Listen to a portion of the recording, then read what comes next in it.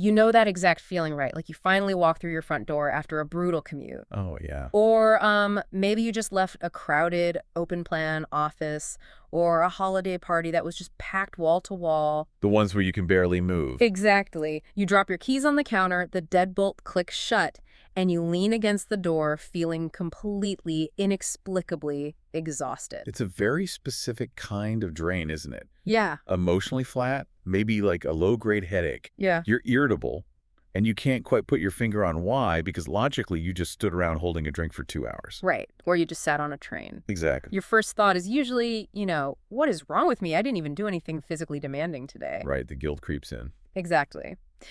Well, the mission of today's deep dive is to completely dismantle that guilt. We are pulling apart a comprehensive and honestly pretty mind-bending manual called Surviving People, the complete guide to energetic, mental, and emotional crowd survival. It's a fascinating source. Yeah, it really is. Our goal today is to prove to you that this crowd exhaustion is not a personality flaw. No?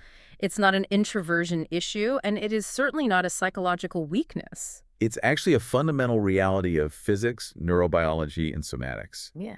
We have this habit in modern society of walking around thinking of human beings as like sealed, impermeable containers. Right. We think our skin is a hard boundary. Which makes sense visually. Visually, sure. But biologically speaking, we are incredibly porous. By design, we are constantly broadcasting and receiving electromagnetic and emotional signals with the people around us. Which honestly changes how I view every public space I enter now. I bet. We want to give you a very real, practical toolkit today for not just surviving, but actually maintaining your sanity in collective human spaces. Absolutely. We're talking cutting-edge cardiac physics, trauma neurobiology, and some pretty surprising overlaps with ancient contemplative traditions. Yeah, the cross-cultural stuff is amazing. It really is. But to get to the toolkit, we have to start with the invisible physical contact that is happening the second you stand next to a stranger. And that contact is very literal. I mean, the human biofield isn't just a metaphor. Okay, stop right there. Because I have to admit, when I first cracked open the sources and saw phrases like human biofields and energetic contact, my brain instantly threw up a red flag. Oh, sure. It sounds a bit like, mystical, new age, woo-woo, healing crystals and auras and stuff. It can sound like that, yeah. Right. So if we're going to talk about fields, I need the hard science. When I was trying to wrap my head around it, the only thing that made sense was thinking of our bodies like smartphones. Okay, I like that. Like when I walk into a cafe, my phone is quietly searching, trying to pair via Bluetooth with every other device in the room. Are our bodies actually doing something similar? The smartphone analogy is actually perfect because it describes a mechanical transmission of data. And to put your skepticism at ease, we are talking about documented electrophysiology here. Okay, good. Let's look at the baseline research from the HeartMath Institute. The human heart generates a measurable electromagnetic field that extends roughly 3 to 4 feet outside your physical body in every direction. Wait, really? Just radiating out from the chest? Radiating out. To give you a sense of scale, the heart's electrical field is about 60 times greater in amplitude than the electrical field of your brain. Wow. And its magnetic field is roughly 5,000 times stronger than the brain's magnetic field. Okay, but a magnet on my refrigerator doesn't make me feel sad or anxious. Right. How does a magnetic field actually transmit a human emotion? Well, because the frequency of that field changes based on your emotional state. It's not a static magnet. It's an active broadcast. Okay. Think of it like an FM radio transmission. When you are feeling anxious or frustrated, the heart rhythm pattern becomes erratic, and the electromagnetic field it emits has a chaotic signature. Oh, I see. But when you feel peaceful or appreciative, the rhythm smooths out into a coherent, highly ordered signature. So when I am standing on a crowded subway car, Your field is physically overlapping with the fields of the 10 people crammed in around you. Your fundamental biological rhythms are in measurable contact with theirs. that is wild. Yeah, research shows that when people are in close proximity, you can actually detect one person's heartbeat in another person's brainwave patterns. Your nervous systems begin to entrain. They synchronize. But it's not just the electromagnetic field doing this work, is it? Because the sources heavily feature this concept of emotional contagion. Right, so emotional contagion is the neurological side of the coin. Elaine Hatfield's foundational research demonstrated that emotions spread between people almost identically to a viral infection. Like catching a cold. Exactly. It happens through proximity, micromimicry, and neurological transmission, and it operates entirely beneath your conscious awareness. And this is where mirror neurons come in. I've always found them fascinating. They were discovered in macaque monkeys, right? They were, yeah. But how exactly are they making me catch the mood of a stranger on a bus? Let's break down the millisecond by millisecond mechanism. A mirror neuron is a brain cell that fires both when you act and when you observe someone else performing the same action. Okay. So you look across the train and see someone with a deeply stressed, sad expression. Your conscious mind doesn't just look at them and think, ah, a sad person. Right. Instead, your mirror neurons instantly activate the exact same neural circuits of sadness inside your own brain. So my brain is essentially running a simulation of their sadness. It's beyond a simulation. Your nervous system actually manufactures a localized version of that emotion within your own system. Wow. It triggers the micromuscles in your face to mimic their expression, which then feeds back into your brain, confirming the emotion. You catch the feeling. And for some people, this hardware runs at a much higher intensity. You're talking about sensory processing sensitivity, like the highly sensitive person trait. Right. Aline Aron's research shows this trait affects about 15 to 30% of the human population. That's a huge chunk of people. It is. Their central nervous system is simply wired to process sensory and social data at a much higher fidelity. They pick up on micro-expressions, subtle shifts in tone, environmental changes that others just miss entirely. Society tends to label highly sensitive people as fragile, though, but the sources frame this as an evolutionary advantage. Oh, it is a profound advantage. Biologists observe this sensory subpopulation across over 100 different species. Really? Yeah, they're the individuals who detect the predator rustling in the brush first. They sense the drop in barometric pressure before the storm hits. They basically keep the herd alive. That makes sense. But the problem is context. In a modern, dense city of 8 million people, running that highly sensitive, high-fidelity detection system 247 is metabolically exhausting. Which brings up a huge question. Yeah. If our bodies are overlapping electromagnetic fields and our mirror neurons are constantly firing and simulating the emotional states of hundreds of strangers, how does our brain hardware actually process that massive influx of data without crashing? Well, it struggles. That post-crowd mental fog you mentioned earlier, Yeah. that is the biological equivalent of a computer processor running 500 heavy applications simultaneously. The fan is screaming, the battery is draining, and it's lagging. I feel that in my bones. In the brain, the primary software running all these background apps is called the default mode network, or the DMN. Wait, I always thought the default mode network was just the part of the brain that daydreams when we're bored. It does handle internally directed thought, sure, Yeah. but a massive part of its job is social cognition. It's constantly reading faces, inferring the hidden intentions of others, and mapping social hierarchies. So in a crowd. When you walk into a packed room, the DMN doesn't get to rest. It initiates parallel processing on every single face in the room to assess for social threats. Are they angry? Are they looking at me? Are they safe? So even if I'm just standing quietly in a grocery store line, internally my brain is interrogating 50 strangers at once. Exactly. No wonder I need a nap. Wow. What does that kind of processing load do to the rest of the nervous system? It forces a physiological downgrade. Stephen Cortis's polyvagal theory maps this out beautifully. Your nervous system operates on a hierarchy. Okay. At the very top is the ventral vagal system. This is your state of safe, social engagement. You feel connected, you make eye contact, your heart rate is flexible and calm. So like the version of me hanging out with a close friend on a Saturday. Perfectly said. Yeah. But the ventral vagal system is designed for small groups. Yeah. It cannot handle the processing load of 100 strangers simultaneously. It gets overwhelmed. Right.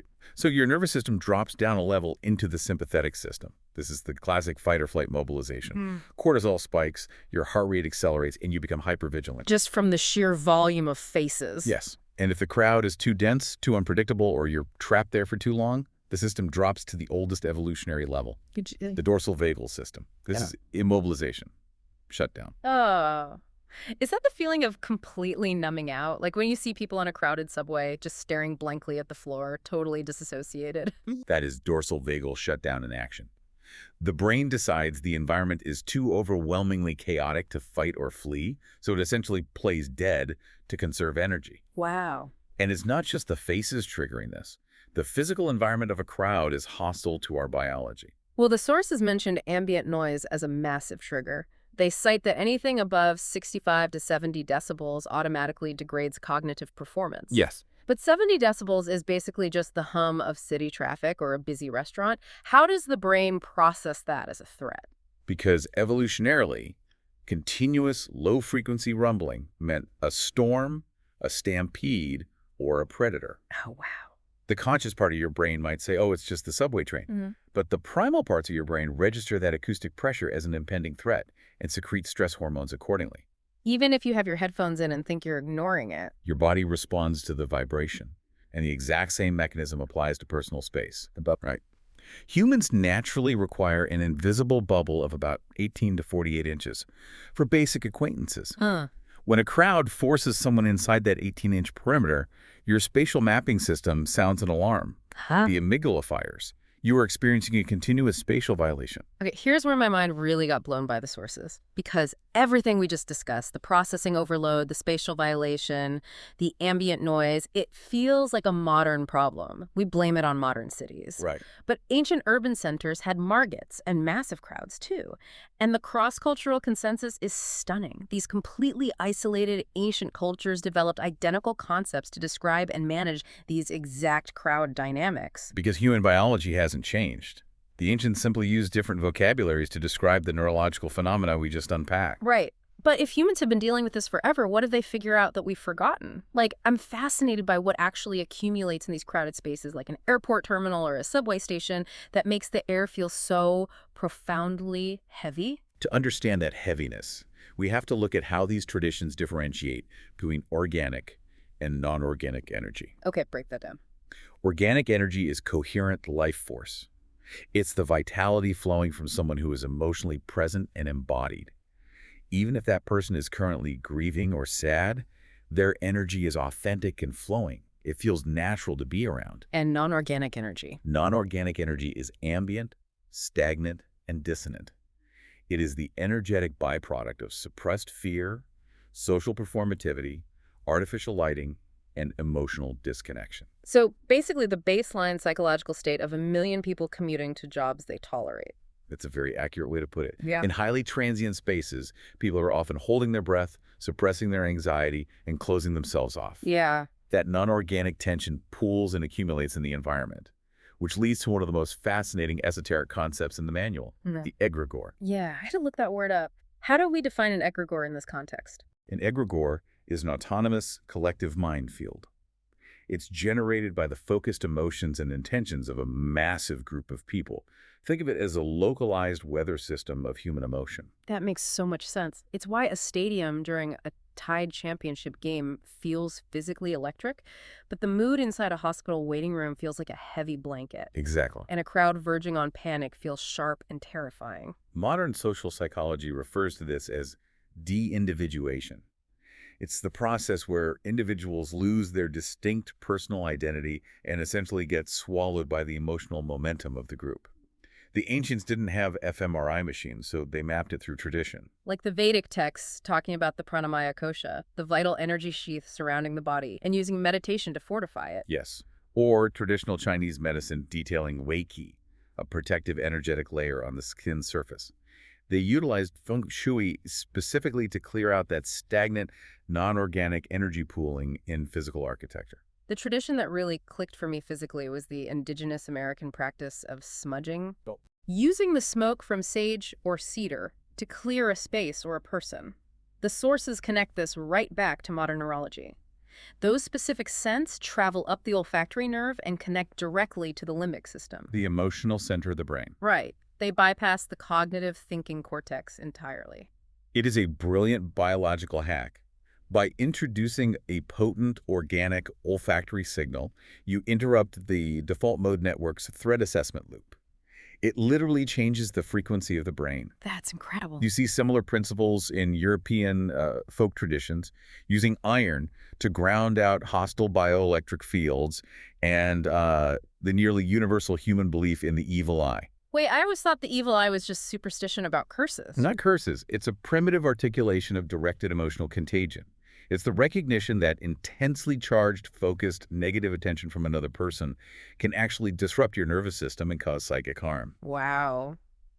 Which brings us to the most important question of this whole deep dive. Knowing everything we now know, that we have bioelectric radios, absorbing egregores, scanning faces, and fielding spatial violations, how do we actually navigate a crowded room without being drained dry? We need to build the practical toolkit. And the most crucial rule of crowd survival is that it begins long before you arrive at the venue. So it's all about pre-game logistics. The sources call them implementation intentions, if-then plans. Because ambiguity is the enemy of an overwhelmed nervous system. If you walk into a massive conference without a plan, your default mode network has to run thousands of scenarios. Right. But if you tell yourself, if I feel my chest tighten, then I will excuse myself to the restroom for 5 minutes, you remove the cognitive load. Yeah. Knowing where the exits are, knowing the exact time you plan to leave these logistical anchors, dramatically lower ambient threat monitoring. That makes total sense. But once you're in the room, the absolute foundational technology of this whole manual is grounding. I want to spend a second on the literal physics of grounding, or earthing, because it isn't just a mindfulness trick. No, it is planetary physics. The Earth's surface has a limitless supply of free electrons. Our modern bodies, insulated by rubber-soled shoes and bombarded by ambient electromagnetic frequencies, build up a massive excess of positive charge. Which increases inflammation and cortisol. Right. Direct skin contact with the Earth allows those free electrons to flow into the body, neutralizing the positive charge and instantly settling the nervous system. But let's be real, I can't exactly take my shoes and socks off and stand barefoot in the middle of a crowded airport terminal or a corporate mixer. No, probably not a good look. Mm. Which is why we substitute physical earthing with somatic attention.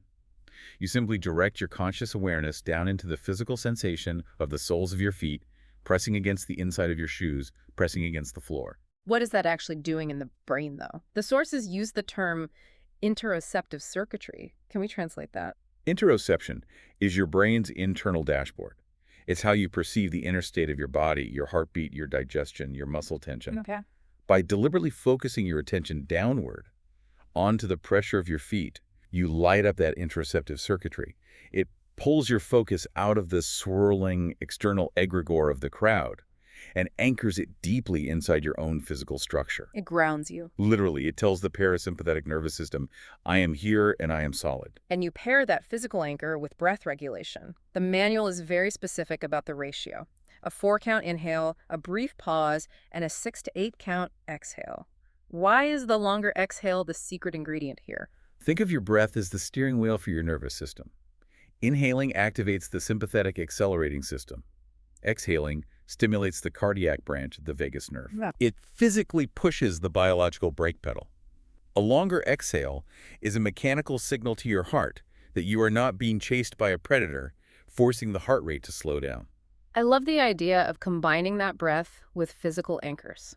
Carrying a small, smooth stone in your pocket or putting a familiar essential oil on your wrist. It works wonders. In a sea of unpredictable data, you give your nervous system one distinctly personal, controlled sensory input. It cuts through the chaos. It acts as a homing beacon for your identity.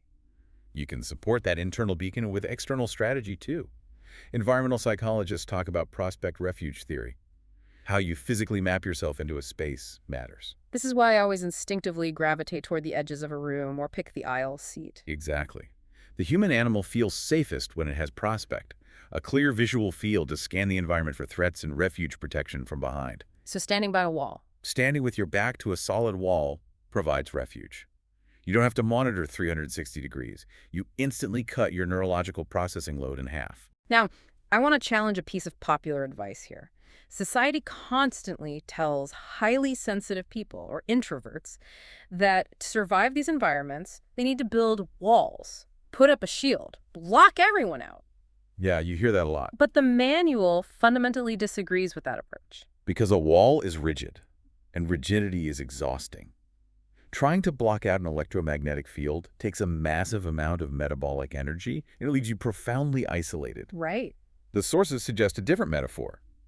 You don't need a wall, you need noise-canceling headphones. Oh, I like that. How does that translate functionally? Noise-canceling headphones don't build a concrete wall against the ambient noise. They listen to the chaotic frequency of the environment, and they emit a stabilizing opposite frequency that neutralizes the chaos. That's a great way to think about it. You maintain a stable internal reference point. You can take the headphones off, have a genuine present interaction with someone, and put them back on. This feels especially critical for empaths.